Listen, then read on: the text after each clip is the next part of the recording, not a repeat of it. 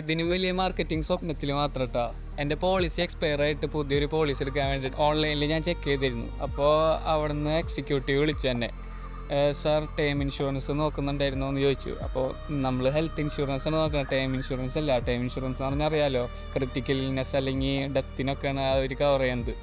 അപ്പോൾ ഞാൻ പറഞ്ഞു ഇല്ല, ഹെൽത്ത് ഇൻഷുറൻസ് ആണ് നമ്മൾ നോക്കുന്നുണ്ടായിരുന്നത്, ടൈം ഇൻഷുറൻസ് നോക്കുന്നുണ്ടായിരുന്നില്ല എന്ന് പറഞ്ഞിട്ടാണ്.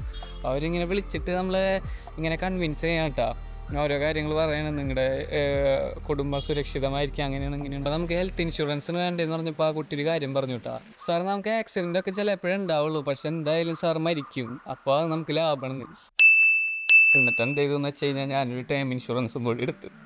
എന്താ ചെയ്യുക, വളരെ കൺവിൻസിങ് സ്റ്റാറായി. അപ്പോൾ എനിക്ക് പറയാനുള്ളതെന്ന് വെച്ച് കഴിഞ്ഞാൽ എല്ലാവരും ഒരു മിനിമം ഹെൽത്ത് ഇൻഷുറൻസ് എങ്കിലും എടുത്തു വയ്ക്കാട്ടോ. നമ്മൾക്കൊരു അത്യാവശ്യ ഘട്ടത്തിൽ നമുക്ക് പൈസയ്ക്ക് വേണ്ടിയിട്ടും കൂടി അല്ലയാന്ന് വിചാരിച്ചാൽ വളരെ ബുദ്ധിമുട്ടുള്ള കാര്യം. മെൻ്റലി ഭയങ്കര ഡൗൺ ആയിരിക്കും. അതുമാത്രമല്ല നമുക്ക് ആ സമയത്ത് എന്താ ചെയ്യേണ്ടതെന്ന് അറിയാൻ പറ്റുന്നുണ്ടാവില്ല. നിങ്ങൾക്ക് അറിയണ പോലെ ലൈഫ് വളരെ അൺസർട്ടൈനാണ്. അപ്പോൾ എന്തായാലും ഒരു ഹെൽത്ത് ഇൻഷുറൻസ് എങ്കിലും നിങ്ങൾ എന്തായാലും എടുത്തു വയ്ക്കാട്ടോ. ഹെൽത്ത് ഇൻഷുറൻസ് എടുക്കുമ്പോൾ ഒരുപാട് ബെനിഫിറ്റ്സ് ഉള്ള, എന്നാൽ പ്രീമിയം കുറവുള്ള, നമുക്ക് നോ ക്ലെയിം ബോണസും കാര്യങ്ങളെല്ലാം കിട്ടുന്ന കുറേ ഫീച്ചേഴ്സ് ഉള്ള പോളിസി നോക്കിയാണ് എടുക്കാൻ കേട്ടോ.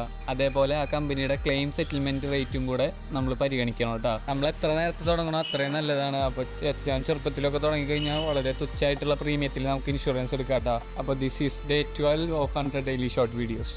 അപ്പോൾ അടുത്തതായിട്ട് നല്ല വീഡിയോയിൽ കാണാം. എന്തായാലും ഹെൽത്ത് ഇൻഷുറൻസ് എടുക്കാൻ മറക്കണ്ട കേട്ടോ. ഓക്കെ, ബൈ ബൈ, നാളെ കാണാം.